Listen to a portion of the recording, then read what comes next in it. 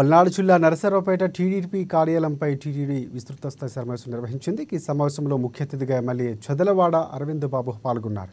పార్టీలో ఓర్పు సహనం చాలా అవసరమని, గత ఎన్నికల ముందు అసలు తనకు టిక్కెట్ ఇస్తారో లేదో కూడా తెలియని పరిస్థితి ఉండేదని అన్నారు. ఇంకా ప్రతి ఒక్క వ్యవస్థలో వైసీపీ ఉద్యోగులే ఉన్నారని, ప్రస్తుతానికి ఏమీ చేయలేని పరిస్థితిలో తాము ఉన్నామని వెల్లడించారు.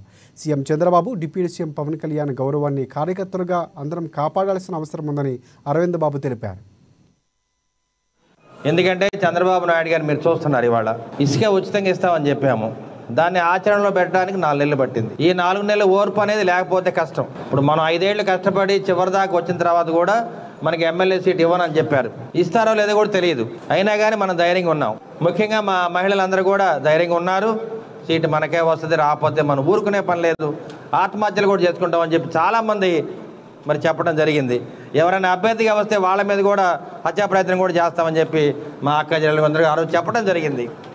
ఎందుకు చెప్తున్నారంటే మీరందరూ కూడా మీలో ఉన్న పౌరుషాన్ని మర్చిపోతున్నారు. ప్రతిపక్షంలో ఉన్నప్పుడు ఎంతో ధైర్యంగా ఉన్నాం, పౌరుషంగా ఉన్నాం. అధికారం వచ్చిన తర్వాత అణిగిమణి ఉండాల్సి వస్తుంది. ఏమి చేయలేని పరిస్థితులు ఉన్నాం. ఎందుకంటే ఆర్థిక వ్యవస్థ పూర్తిగా చిన్నాభిన్నం అయిపోయింది. ఇప్పటికీ ప్రతి వ్యవస్థలో వైసీపీ ఉద్యోగులే ఉన్నారు. ప్రతి వ్యవస్థలో వైసీపీ వ్యవస్థే ఉంది. ఇసుక రవాణా చేయాలంటే ఇసుక మాఫియా వైసీపీ వాళ్ళే ఉన్నారు. మద్యం మాఫియాలు చూస్తే అందరూ వాళ్ళే ఉన్నారు. వాళ్ళందరూ పోవాలంటే టైం పట్టుద్ది.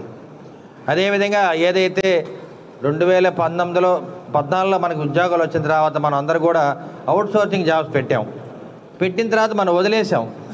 కానీ వైసీపీ వచ్చిన తర్వాత ఏం చేశారంటే 2019లో మనం ఓడిపోయిన తర్వాత ఎవరైతే అవుట్సోర్సింగ్ ఉద్యోగాలు పెట్టే వాళ్ళందరూ కూడా జడ పట్టుకొని తన్నుకుండా బడికి లాక్కొచ్చారు.